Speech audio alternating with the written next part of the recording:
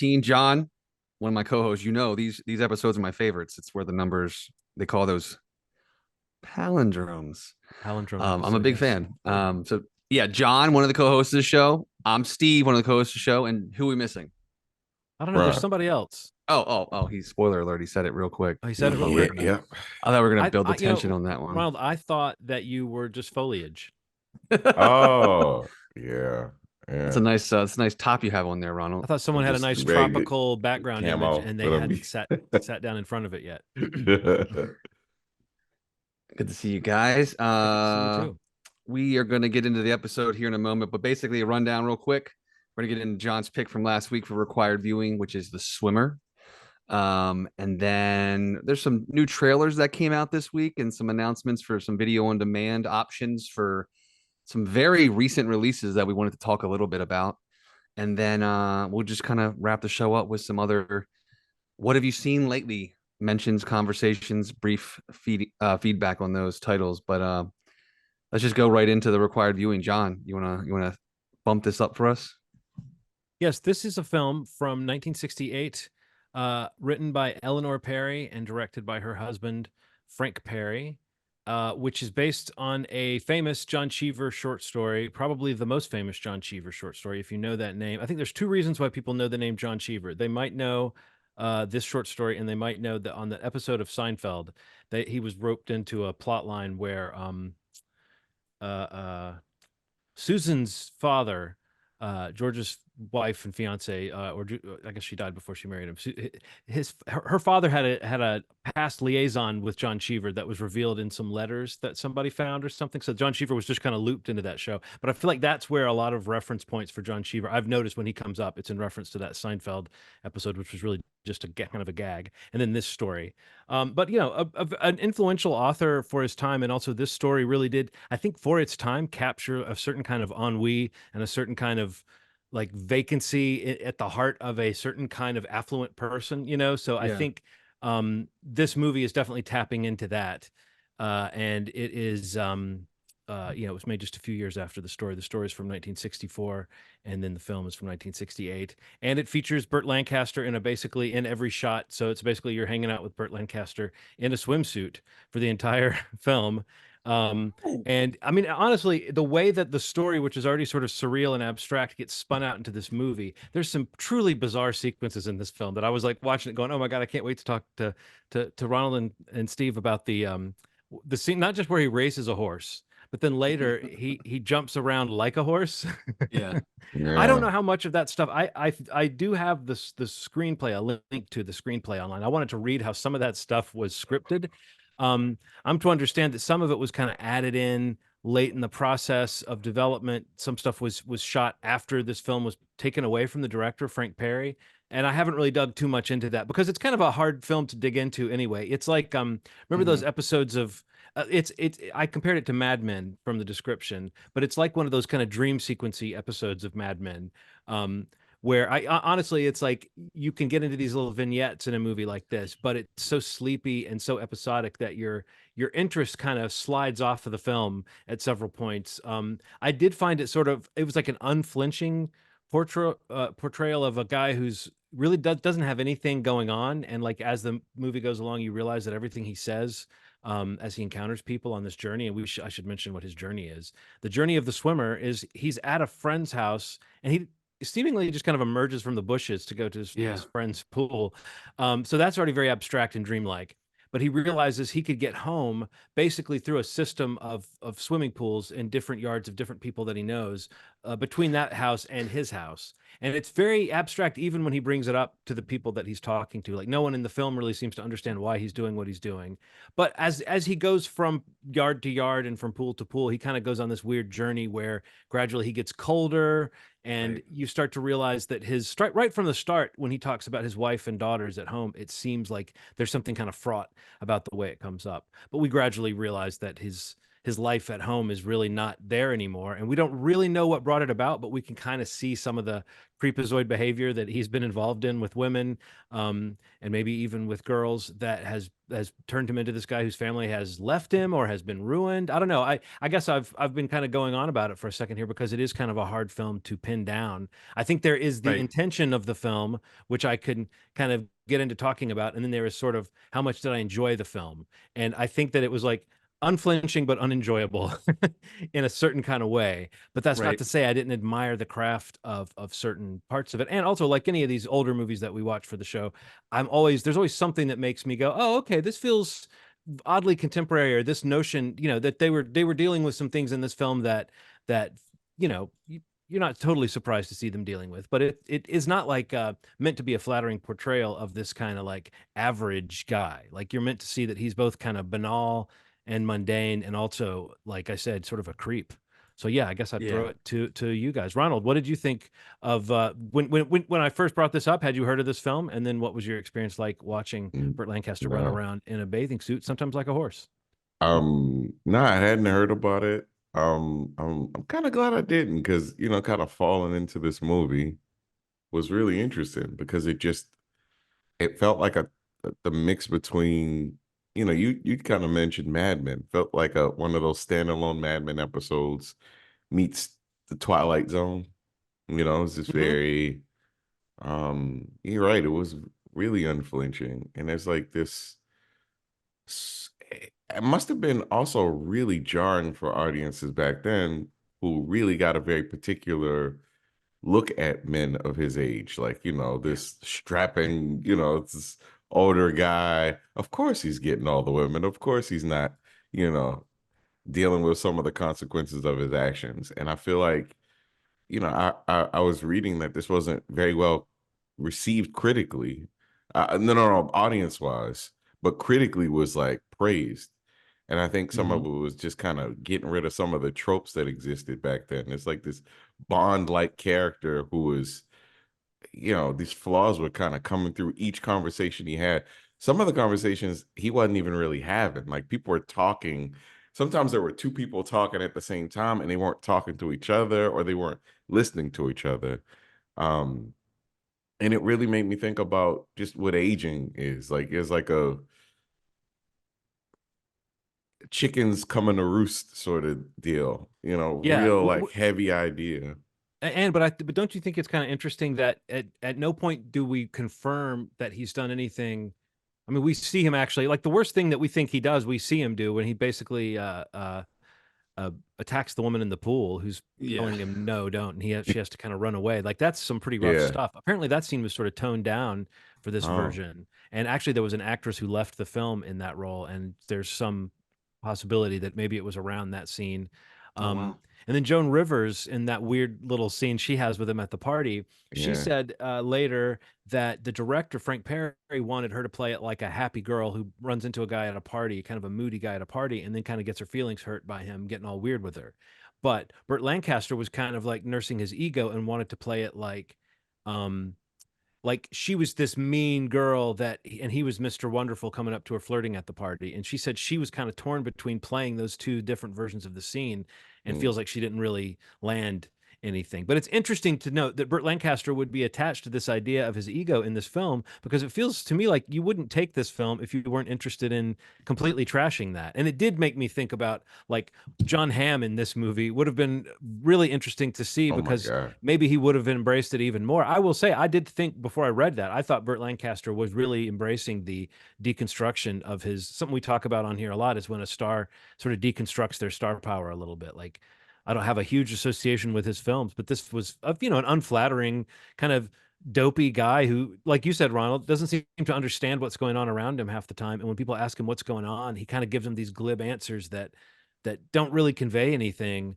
Um, and you can sense that everyone's kind of looking at him like, what's up with this guy? But he doesn't, he's kind of smiling into the distance and then going and jumping in another pool, Yeah.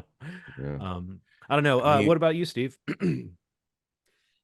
Yeah, I mean, I feel like that's kind of something that what you just said actually was of what the point I wanted to kind of make or get on here with this movie was like, I feel like as he kind of went through the 10 exchanges with these pools and these groups of people that he stopped by and was speaking with, I feel like each one obviously kind of escalates or kind of degrades humanity in its own way in terms of how he views people and they view him, you know, because it goes kind of from this like upper echelon of society down to like a community pool, you know, and the way that he looks at people and the people look at him. But I think that stood out to me was like you kind of get clued in a little more as the conversations or as the pool experiences are happening, that you kind of look back on the way that people reacted to him in earlier sequences. You know, like I kind of went Yeah. back and watched the first couple where it's like their response is a little more like you can notice like the shock, or like they're like kind of surprised or like shaken by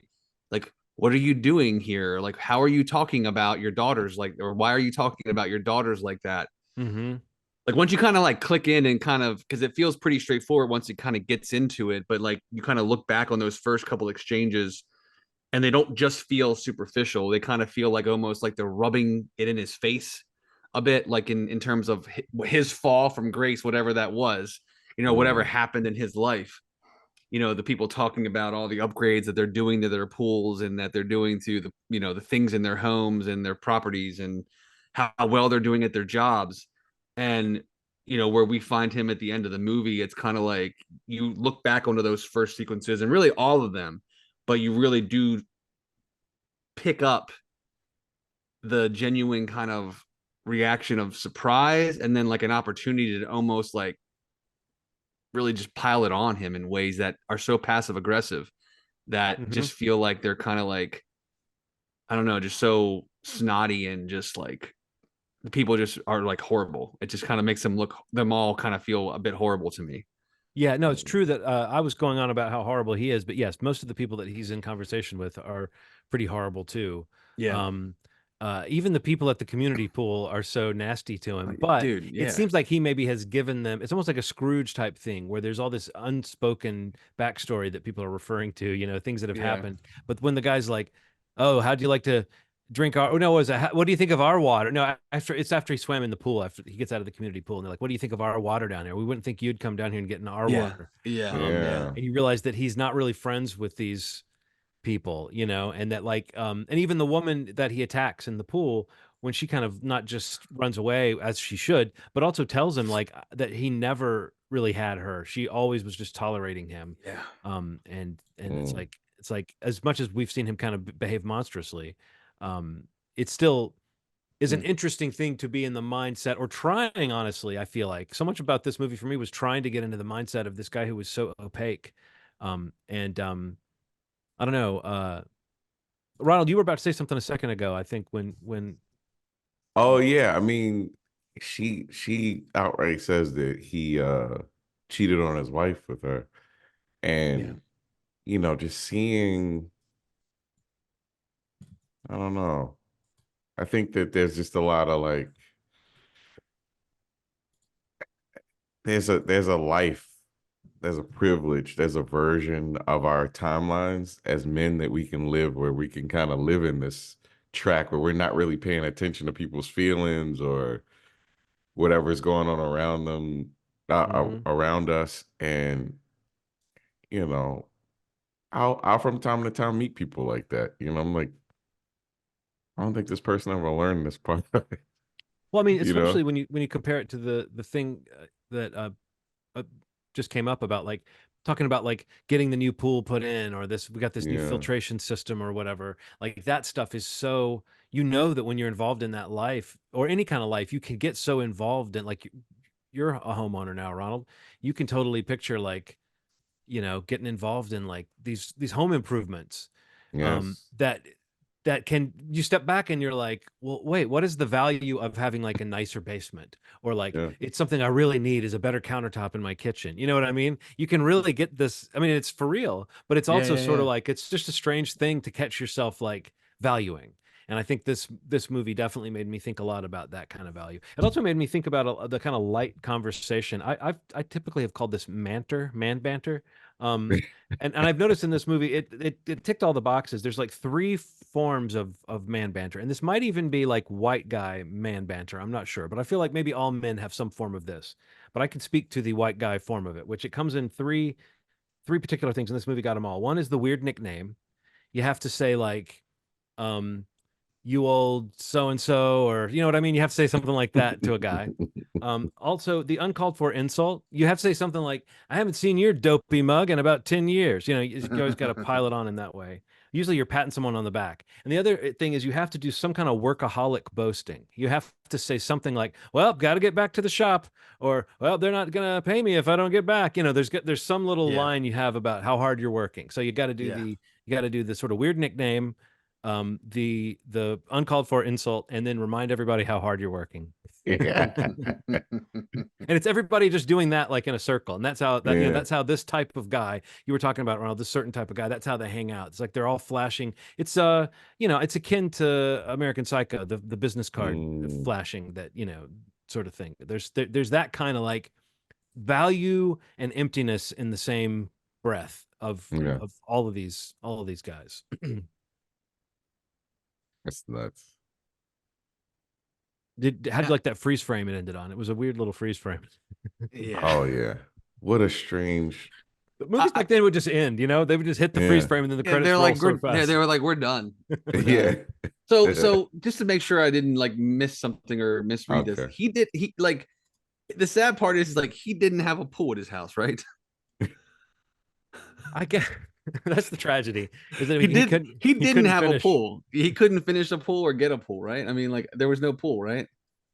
Well, I think that the sad, it's hard to know. It's like, I think the sad part is he had a pool, and instead of a pool, he didn't have a pool. I mean, but instead of a pool, he had tennis courts that he didn't even have daughters around to play on anymore. Right. Okay. But I do think that notion of, I was sitting there thinking like, does he not even live in this neighborhood anymore? And we don't really know what his circumstances are. And when he wandered up to that pool, and that's when everyone's like, that's where what are you I going? think.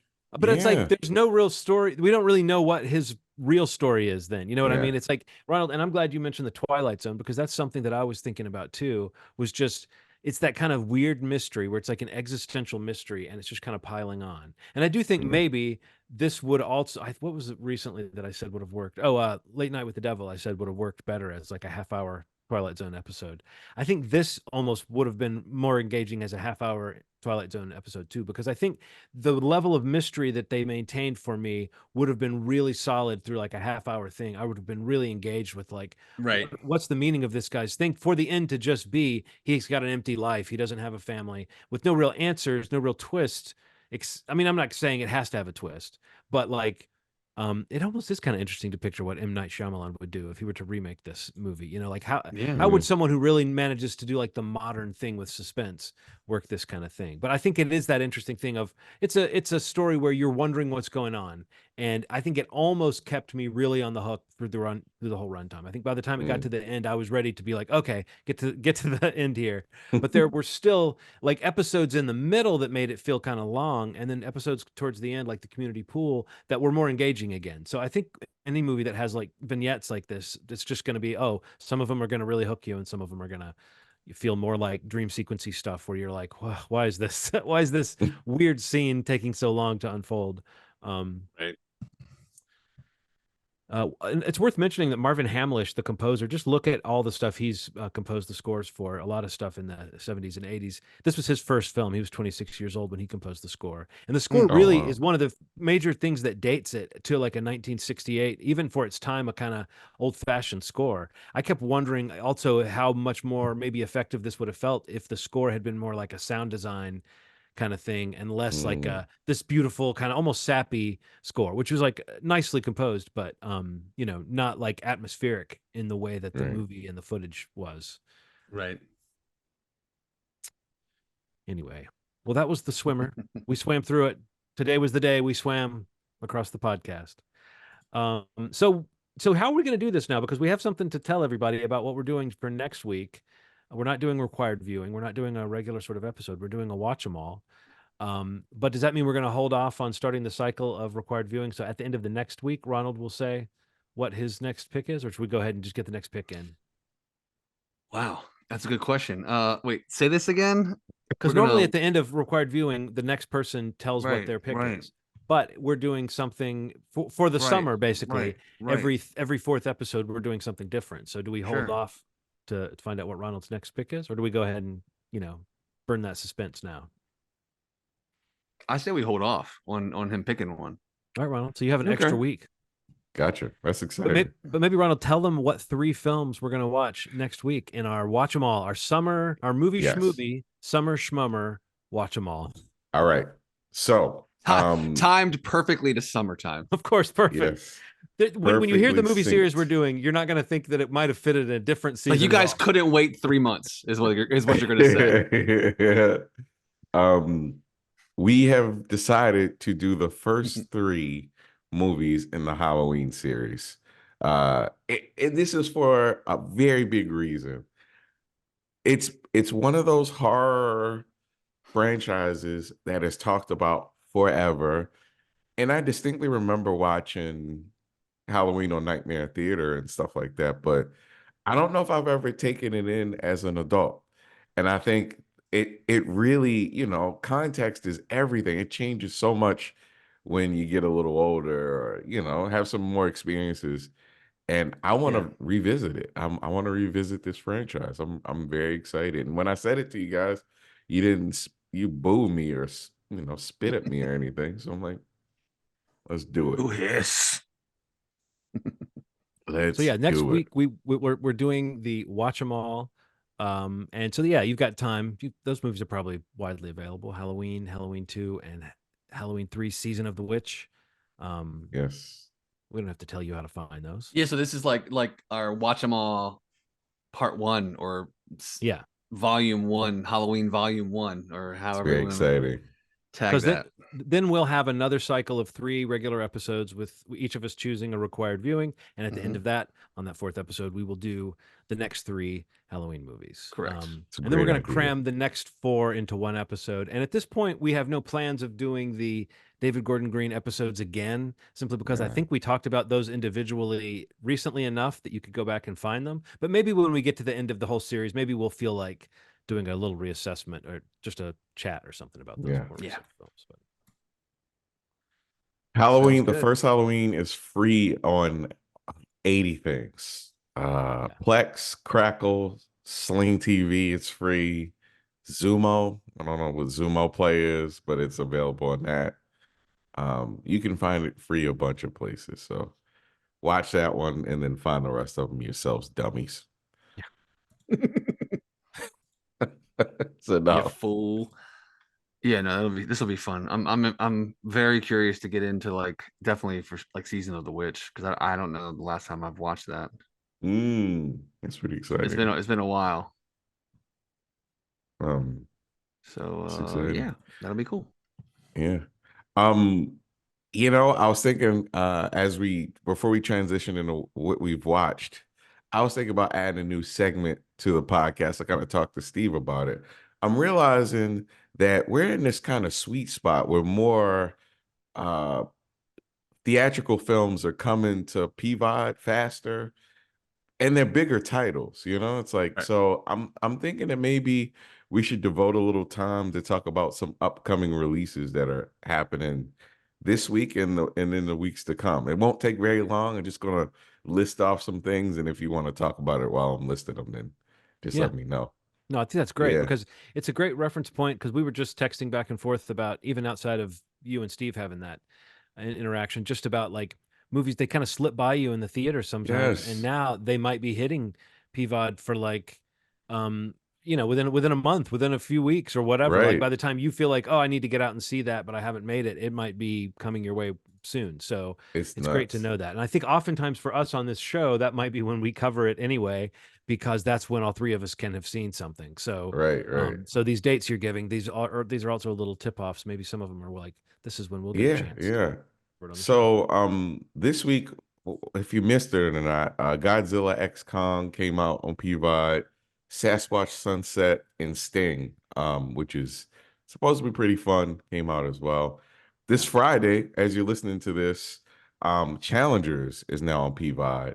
He Went That Way, which came out last year, Night Watch, and it looks like The Sweet East is coming out as well. Now, next week is when we get crazy sauce. This is when he gets nuts. Dune is coming to Max.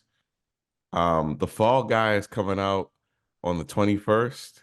Boy Kills World also coming out the 21st. So, it's going to be crazy next week. So, get ready.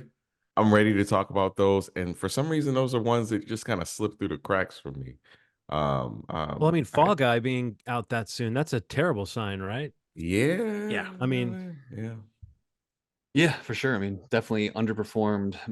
I mean, even on the lower end of what they projected, it came in under that, which usually they lowball that so that they can say, oh, it overperformed. But there were definitely high hopes for that movie. I mean, it kind of came out of South by. There's a lot of conversation over like, it peaking a little too early or being over marketed in ways. Mm, But also just conversation around like what are people going to the movies to see? Is it IP? Is it, things they recognize or they know or that has some sort of association with what they're going to be watching outside of honestly like the stars of the movie, like quote unquote stars, because yeah. like I don't know that anybody's hotter right now than Ryan Gosling in terms of just kind of mainstream pop culture in terms of actors. But even that was obviously not enough to to do anything to help this movie perform or at least get to the lower end of those projections. It has been holding over like week over week. It hasn't dropped as much as people thought it would, so maybe it'll kind of get to a point where it doesn't lose a ton of money. But yeah, I mean, this is an example of Universal and their 17-day window. So, they have this agreement with all the massive or all the bigger mass chains of the theatrical exhibitors, where if a movie, I think the threshold is 50 million. I have to double check that, but like they have basically the ability to take it to PVOD within 17 days of release. Yeah. It's Which wild. for Fall Guy, is 17 days is what the date you mentioned next Tuesday. Is within that time. Um, And then now when you at say the peak too early, Steve, like for a movie that hadn't come out yet, you just mean in terms of like the awareness and the goodwill towards it or something? Because there yeah, was a lot of buzz around it when it, after the festival screening. And I do remember yeah, thinking like this is kind of a surefire thing. But like, I guess it's odd to me to picture a movie peaking. Like there is a sure, kind of word of mouth before people have even seen the movie. That it's sure, interesting that that too is something you can't have that be too separate from the movie itself. Otherwise, for it will sure. potentially feel like, oh, didn't that already happen or something? I don't know. I was wondering what you meant by peak too soon with a movie that had not yet come out. Yeah, I think it's really like kind of how well one, it shows how confident they are that they premiered at South by and it gets amazing reviews. People are going crazy about it at movies play really well there if they're crowd pleasers or just kind of like down the middle entertaining movies. So like that goodwill from the audience, from press that was there, because there's long lead press that are allowed to post what they think of the movie. There's reviews, short social media reactions or sentiments they call them, which aren't full reviews, but like is enough to kind of stoke a spark of fire for the marketing for this movie. So Mm-hmm. considering that was months before its release, and like even the stunts around them doing the movie's premiere a week and a half, 2 weeks before, it's like they tried to see it seems like they mapped out like a long lead for this, but it almost feels like the buzz around it was more at the front of that timeline than the back of it. Ryan Gosling, his SNL thing was huge, and that's a him thing. I don't think that people associate that with the movie. They Right. associate that we love Ryan Gosling, but I don't know that I'm going to go watch Fall Guy in the theater. I'm going to watch it Mm, 17 days later because some people are just conditioned now to wait till it's quote unquote available for free or as a part of a streaming service or one price to see it where I'd pay that for each seat going theatrically, like 15-20 bucks per PVOD. That's Mm-hmm. how much a movie ticket is per person. So I mean, there's all these things that come in there where you just kind of like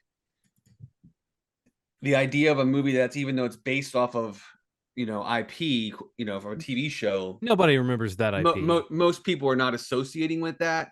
So right. to kind of keep it relevant for months ahead of time is a really tall order, and I don't think that it kind of like penetrated uh the zeitgeist as much as they hoped it would, or at least that it would have maybe increased as opposed to like was a little stagnant and dropped off towards the end. And obviously like it didn't equate to anything in terms of box office because the week after that you have another Ape, Planet of the Apes sequel coming out, and that movie overperforms.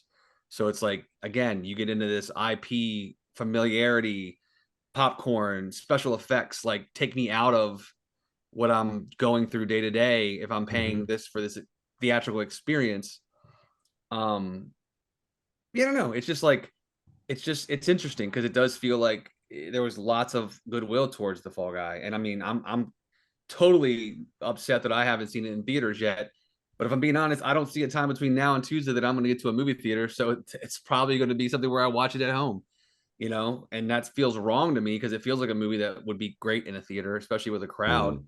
Um, but yeah, it's just like I'm basically falling into that thing of like, oh well, it hasn't happened.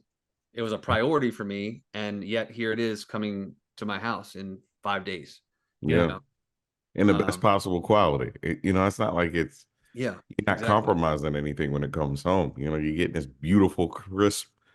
That almost feels surreal. I have to be honest, when something new that was just in the theater 17 days ago is on my screen, I'm always like, this feels weird.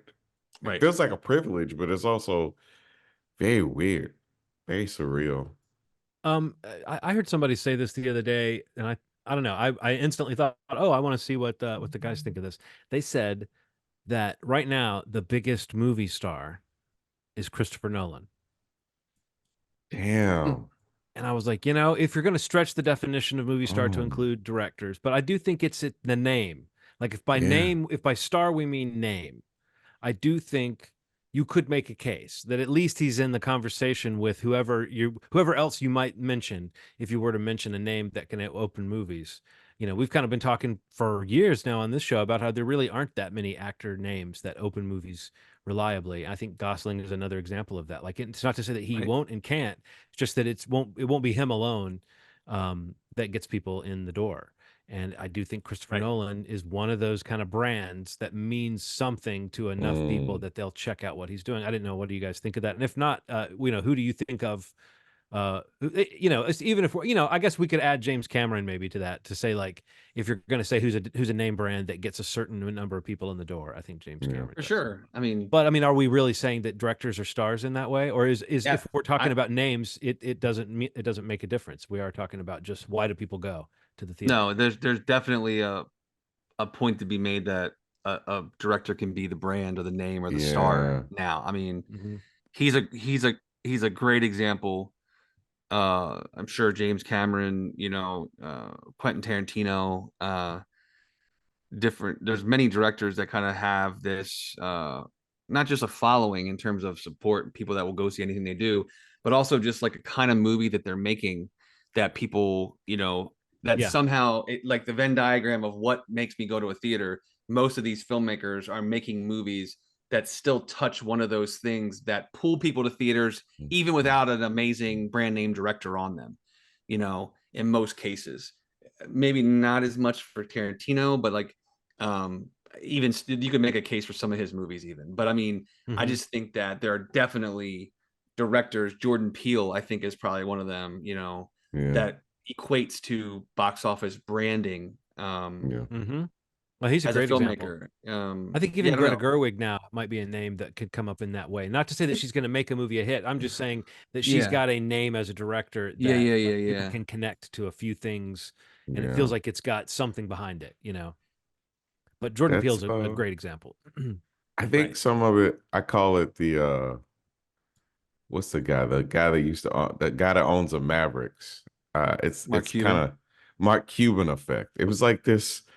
I feel like there once was a time where like people were very separate from their business, like there was some mystery to it. And Mark Cuban was the first person that I heard talk frequently. And then there was Dana White, who's basically like, event would happen, he'd be like, this person sucks. I don't think they deserve to be here. This is very Right. weird. And then, James Cameron's always kind of maintained this if you listen to him throughout the years. But the Yeah. fact that there's so many more places where he can be honest, where he can be straightforward about it, this like transparency and like the fact that I can right now I can be like, I have a theory, James Gunn, about Superman. Message him, and if it's a good enough question, he'll say, you might be in the right direction, or Or if it's a nah, bad enough question that go. he just has to shoot, he has to shoot this one in the head. Like he has to get it. Yeah. Like I can't Yes, let this one because be out there. But you're right. yes. It's a different time. The accessibility of directors in their process is so much more there now. Like the fact Yeah. that whenever a movie comes out, Steve can watch it behind the scenes about it. That's correct. Like that was never a thing. Like we'd have to go to we'd have to go to Blockbuster, get the Sure. DVD, watch the behind the scenes. It's everywhere. You can watch Yeah. a late night interview with a director. You can watch the cast talk about the director. It is crazy. But I only say that to say that because of that, this turnaround with Christopher Nolan literally came from his media run. Seeing who he was, him being a little more loose and laughing with the cast, you're like, holy shit, like maybe he isn't as stiff and weird and mean as I may have thought he may Right. have been. You know what I mean? He's like this interesting guy that has a lot of like thoughts about his films, and hearing him talk about even what's the name even messed me up a little bit, like the time one, Tenet. Where Hmm. he's just sitting at the table and he's like, Tenet is easier to understand than you think. All you have to do is A, B, and C. And he just explains Tenet in 2 seconds. And I'm like, all right, let me rewatch it with this new information. I only say that to say there's like this accessibility that's created it. And there are tons of directors that I like a lot now because of even if they're assholes. I like that James Cameron's an asshole. I like that he's kind of a villain a little bit. Who's gonna be as honest as he is? Or Hmm. Scorsese being like, fuck, fuck Marvel. I love that, man. I love that people have opinions that aren't popular opinions. It's cool. So I feel like I went on a rant. Oh No, no, you're no. good. But I think you're right. I mean, I think that I mean, I've been doing a lot of research for this Coen Brothers podcast thing I've been putting Mm, together, and it's been interesting seeing the amount of stuff that's out there on some films and not on others. But to right, right, say that right. there's like to think that these interviews aren't happening or these conversations aren't happening or these directors aren't going on podcasts, whatever, Mm-hmm. you're just not digging deep enough. There's so much material out here with these people that you would think would be like a really good get for somebody, but then you find Right. out though, oh, they did an hour and a half long Q&A at this one film center or whatever, and it's like, yeah, you can find those clips. I do kind of miss the days of bonus features being at their height, where you Me could just too. Yeah. buy the DVD or the Yeah. Blu-ray and get all that great stuff. But there is still some stuff being produced, especially now in that age. And I guess we're, examples of it, the podcast age of just conversations that can stretch out a little bit more. Yeah, You yeah, will for sure. occasionally find something really crazy. And sometimes it'll be like a director introducing another director at a screening of their film. And then so you get a conversation between, Christopher Nolan and I can't remember. Oh, it was him and Safdie and Nathan Fielder. Nathan Fielder. God, I couldn't remember Nathan Oh, Fielder's last wow. name. It was talking about their show, talking about the finale of that, or maybe it was the premiere. But either way, it was like a conversation that kind of what you were saying, Ronald. Christopher Nolan was there. It was this great back and forth between these creators, but it Yeah. also was an opportunity for Christopher Nolan to kind of show that he is not such a stuffed shirt, or if he is a stuffed shirt, he still enjoys things like Nathan Fielder's comedy, and he's known to be a fan of MacGruber, that kind of thing. I Right. just think Right, that right. yeah, there's room for these guys to kind of show a little personality. So it is an interesting thing. I mean, I do wonder if that will change, if there will be a whole new crop of stars that will be kind of our traditional idea of the stars of yesteryear, or if it'll just be this kind of new evolving thing where everything is a little bit ambiguous and everything is to overuse that awful word brand, but where everything is a little bit of a branding thing. I mean, you could say that someone like Zendaya has a following that carries over to something, but I don't think it like makes something a blockbuster automatically. But there's definitely like an audience for her that's going to follow her from her show to a movie that she's in, and there's a kind of cult of personality around that. Yeah. um but I don't know Right. if she's, I For don't mean, sure, man. like, again, I I'm saw it with excited to Dune as well. but you don't know if she could actually be the kind of star that we're talking about, or maybe she already is to some people, and it's just we're in a fractalized time where there's a lot of separate sort of Mm. versions of star power happening. Mm. Yeah. I think she probably is like, probably the top of whatever the current new version of a star is. Yeah. She's definitely one or two on that list, I would imagine. Well, would people talk about her new movie as the new Zendaya movie? And I think they would. And I think that's kind of what we're talking about when we talk about Definitely, Yeah. yeah. It's like it's just like it's on some level. The answer is yes. right. People associate that as the new Zendaya film. It's just like the whole the whole equation has been rewritten. In terms of what is successful and what got it to be successful. Like Mm-hmm. in that case, it's like a really good trailer, a star, and a really respected and fairly well known director. But what weight does each of those carry to get that film globally to $100 million, or whatever it ends up ending up at? It's just like that's where the like the math of it all is so different now.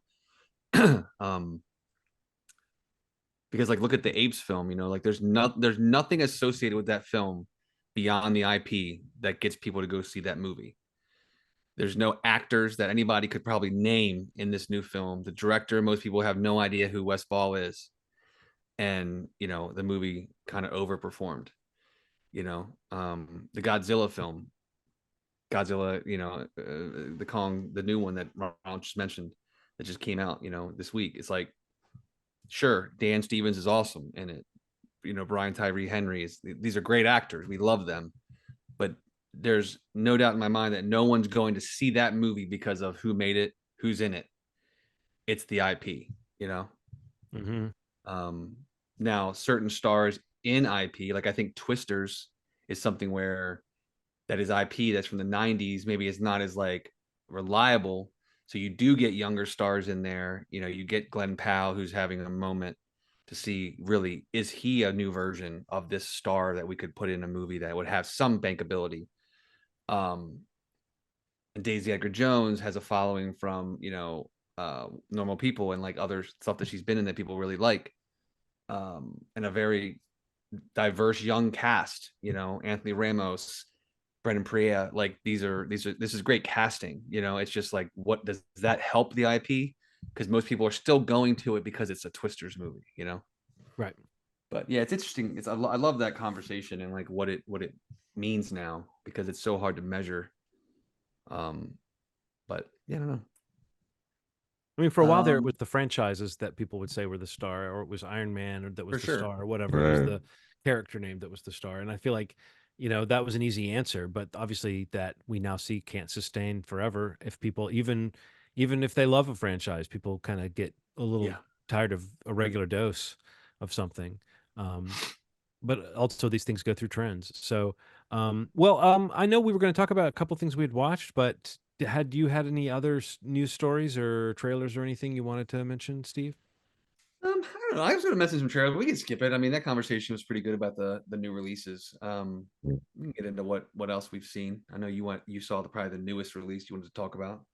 Yeah, I guess I can. I don't need to go too into this, but I did see Kingdom of the Planet of the Apes, and I, I this is maybe not so quietly anymore because everyone's saying this is quietly one of the more solid kind of modern franchises. Absolutely. But maybe it's not so quiet if everyone agrees on it, or maybe we should all still say quietly, because what's fun about this series is that it doesn't feel like it's connected to a lot of other merch and platforms and IP that are kind of corrupting it. It doesn't feel like there's a lot of hands on this project that are messing with it and pushing it in different directions. And if you see this movie, I'm not going to spoil anything for you, but I will say that like it's not trying to top all the other movies in terms of significance and scope and awesome scale. It's trying to give you another story in this world, and it's kind of a baby step in some other, in some ways. Like it's generations past the end of the last movie,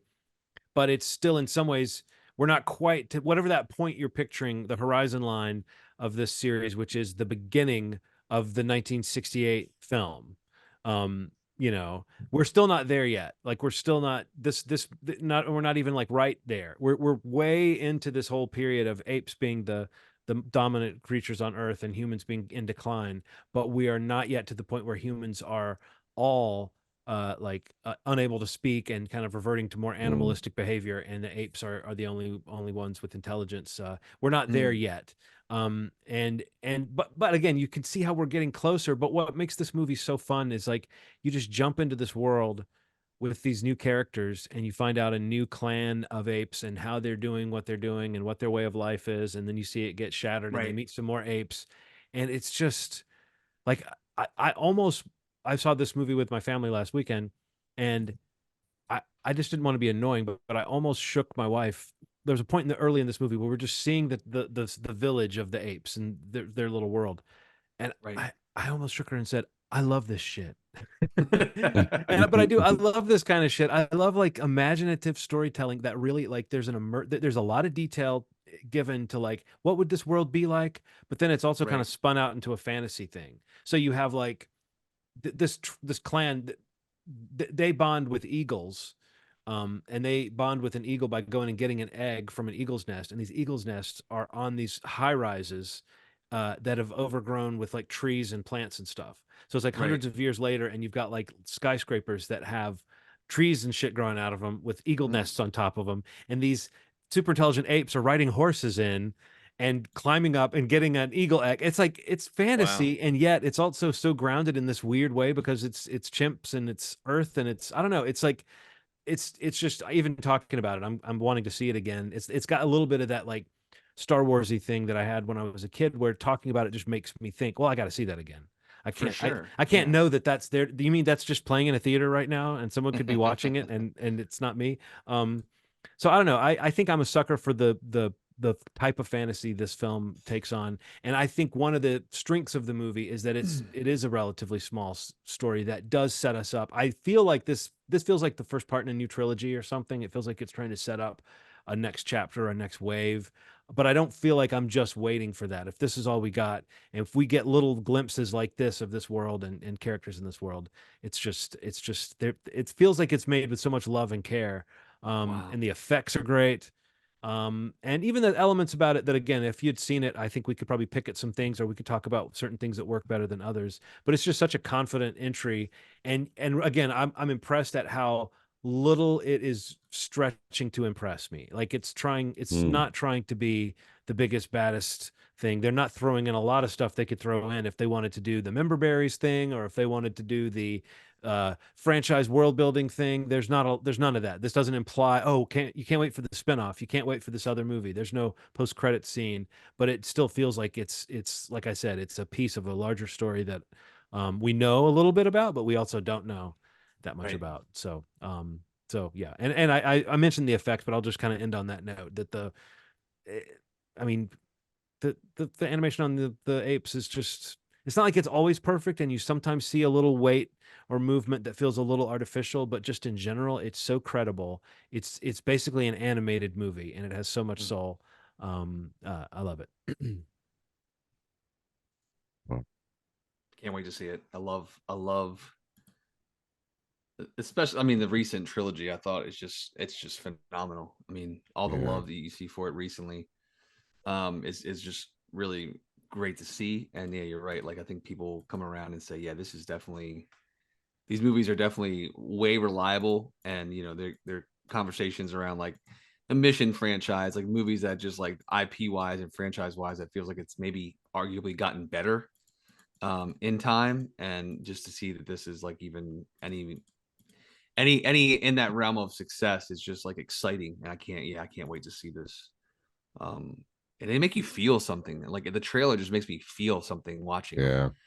which Yeah. is just like your point about, it's like these animated, it's like the CG is so incredible that, and the characters and the performances, like I love seeing all the cast out there like doing interviews, like you see who's in this movie, and like, Oh, Kevin Durand is having a blast, and he's great in this. yeah, like the things that people do, that these actors do to kind of get ready for a movie like this is just like, it's amazing. I mean, it's just like, much respect, man. It's just like, I can't wait to see it. Let's see. Oh, I wanted to mention one. I haven't really watched a lot, but I did get around to watching a video on demand. I think it's released also theatrically, but it was on VOD this week. I think it came out, or Friday came out. I love Jim Cummings. Most people know him from Thunder Road, but he is in a crime thriller that came out last Friday, directed by Francis Galuppi. It's called The Last Stop in Yuma County. Yeah. Also in the film, Faison Love is in it. Richard Brake is in it. Who else? Anybody else? There was somebody else that really, the kid that was in Detroit Rock City. Sam Huntington is in it. But it's just like a crime thriller where this knife salesman comes into this rural Arizona rest stop to get gas. The gas truck's not there yet, so everybody's kind of holed up in the cafe that's attached to the gas station, and you hear in the background of this bank robbing that's happened in a town adjacent to where this rest stop is. And as characters start to pile up at this gas stop waiting for fuel at this middle of nowhere gas station, those involved with the bank robbery stumble onto it and are a part of that crowd. And, the tension just amps up as the movie goes on in terms of who's aware of what's happening. And just really well written, great acting. Love Jim Cummings again. And what was his last movie with the weird secret society and like Jocelyn the Donahue, invitations? yeah. Yeah, he had that one called The Beta Test. The Beta Test, that's right. Yeah, and then he also did The Wolf of Snow Hollow, which was great. Like that one was a lot. That was before. And he ties into our Halloween watch 'em all. He was in Halloween Kills for a hot second. No, I like him a lot. He's great. He's an amazing online follow presence too. His Twitter, exactly. Like his letterbox, I follow him. Like he's just he's one of the good ones, I think. And like his promotion of just get out there and do it. I love that, mentality. And he's really unusual. Like there's he has a weird. He's an exception. Yeah. But I'm saying his vibe. He's good looking, but kind of with a difference. And he's kind of a strong leading man, but he can play, like he could easily get slotted into that kind of like guy you don't know what to expect from in a thriller kind of role, even if he wasn't the creative person behind the movie. But especially in his kind of creative vision, he seems to know how to play that kind of like tense, angry guy, all kinds of different versions of that. I don't know. He is a unique person on the scene. But yeah, this is a cool little crime thriller. It's bleak. It's kind of brutal. But awesome little, a bunch of character actors' faces you'll recognize from other things. But yeah, this is on VOD right now.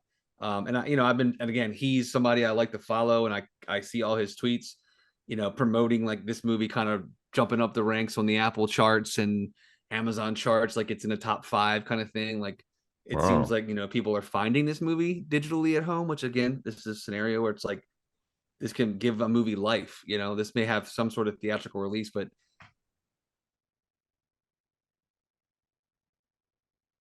people that it was available at home, and a lot of people seem to be watching it. So yeah, Last Stop in Yuma County is really good. Highly recommended. Awesome. Ronald, did you see anything you want to mention? Anything? No. I mean, I'm watching the Ashley Madison doc on Netflix, which is, what is that called? I think it's called the Ashley Madison Experience. No, that's the name of the last one. Sorry, to be.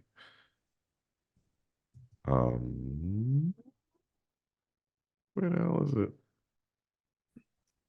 I didn't even really realize that had come out already. Yeah, it's okay. I understand that these things are like available, but sex lies and cyber attacks.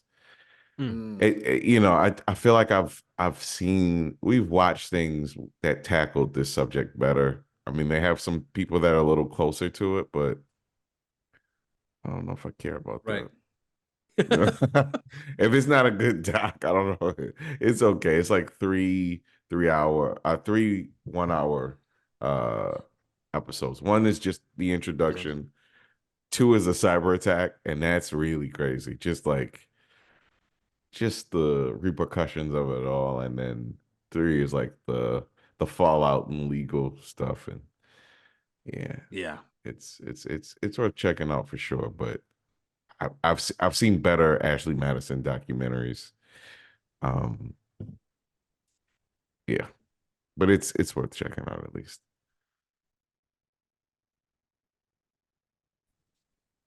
I think we're losing Ronald. It sounds like Yeah, it's breaking up a little you bit. broke up just a Are little you bit. guys hearing that? Oh no, damn. Well, maybe That's okay. maybe That's repeat okay. the last thing you said just in case it got clipped I out. mean, I was kind of mumbling, to be honest with you. I said, Why don't we mumble off into the night? Yeah, I said if you want to watch it, you know, I really was. It's funny you say that. I was literally mumbling. I was like, Okay. if you want to watch it, sorry about that. Well, maybe genuinely dropped it. Yeah. All right, cool. Well, that'll be an episode. I mean, again, we're gonna get into our first volume of the Halloween Watch-em-alls. Again, Yes. Halloween 1, 2, and 3, Seasons of the Witch. And that'll be that episode. That'll be a hefty episode, I'm sure. Those are usually fun ones. But to dig in a little bit to it, so I'm looking forward to that.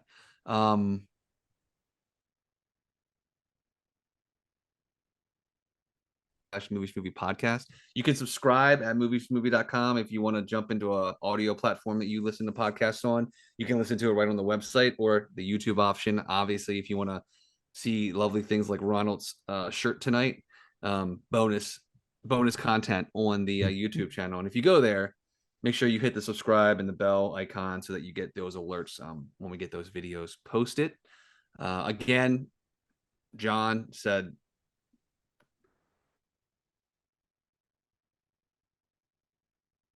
Apes, yeah, and again, Apes my good. recommendation Apes last good, yes. stop in Yuma County. That's one video on demand.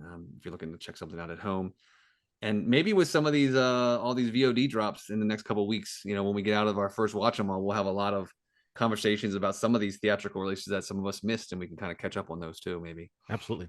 All right, cool guys, good seeing you both. Thank you all for listening, all 5 of you, and as always, you've made our day. Thanks. Bye. Uh,